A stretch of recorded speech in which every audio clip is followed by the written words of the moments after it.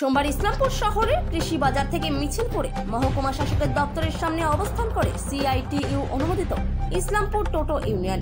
2 দফা দাবি জানিয়ে মহকুমা শাসককে স্মারকলিপি দেয়। এদিন শতাধিক টোটো চালক জমায়েত হয়ে মিছিল পরে মহকুমা শাসক অঙ্কিতা আগরওয়ালকে ডেপুটেশন দিতে যায়। সেখানে তারা 2 দফা দাবির পাশাপাশি টোটো চালকদের বিভিন্ন সমস্যা তুলে ধরেন।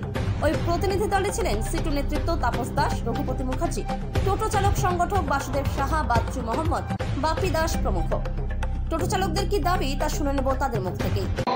ইতিমধ্যে অক্টোবর মাসে আমাদের রাজ্য সরকার টোটোকে নিয়ন্ত্রণের আছিলায় টোটো রেজিস্ট্রেশনের একটা যে নির্দেশিকা জারি করেছে এবং সেক্ষেত্রে বলা হয়েছে যে 31শে নভেম্বরের মধ্যে এই টোটো চালকদের নিবন্ধীকরণ বা রেজিস্ট্রেশন করতে হবে এবং তার সঙ্গে একটা ব্যাপক টাকারও অঙ্ক তারা দিয়েছেন। কিন্তু গরিব মানুষ, রিক্সা চালক যারা রিক্সা চালাতেন তারা এখন টোটো চালাচ্ছেন। এ রাজ্যে বেকারত্ব বাড়ছে, ফলে তারা শিক্ষিত বেকাররা টোটো চালাচ্ছে। তারা যে টোটো চালাচ্ছে, অনেক টোটো আছে যার যে মালিকের কাছ থেকে নিয়ে চালাতে হয়, 50 টাকা তার চার্জ লাগে, ইলেকট্রিকের মালিককে 300 টাকা দিতে হয়। তারপরে যে টাকা, সেই টাকায় তার সংসার চালাতে হয়। স্বাভাবিকভাবে আমরা মহকুমা শাসকের কাছে আজকে ডেপুটেশন দিয়ে সময়সীমাটা বাড়ানো এবং যারা শারীরিকভাবে সক্ষম তাদেরকে যে মুকুব করা, ফি মুকুব করা। আর এই ফি এর ক্ষেত্রে যে একটা কমন সাধারণ যে ন্যূনতম একটা ফি যাতে তারা লাগু করে, তার দাবিতে যে আমরা ডেপুটেশন দিয়েছি।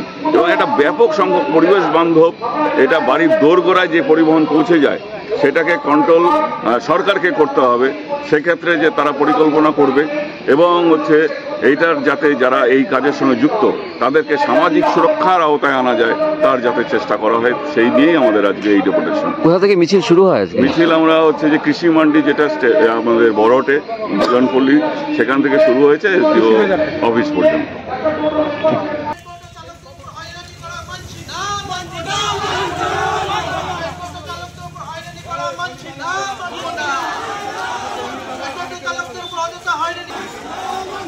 इनकलाब जिंदाबाद, टोटो यूनियन जिंदाबाद,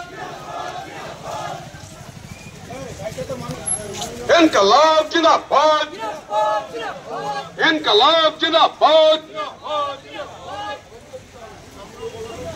टोटो यूनियन जिंदाबाद, सीआईटीयू जिंदाबाद, परिवर्तन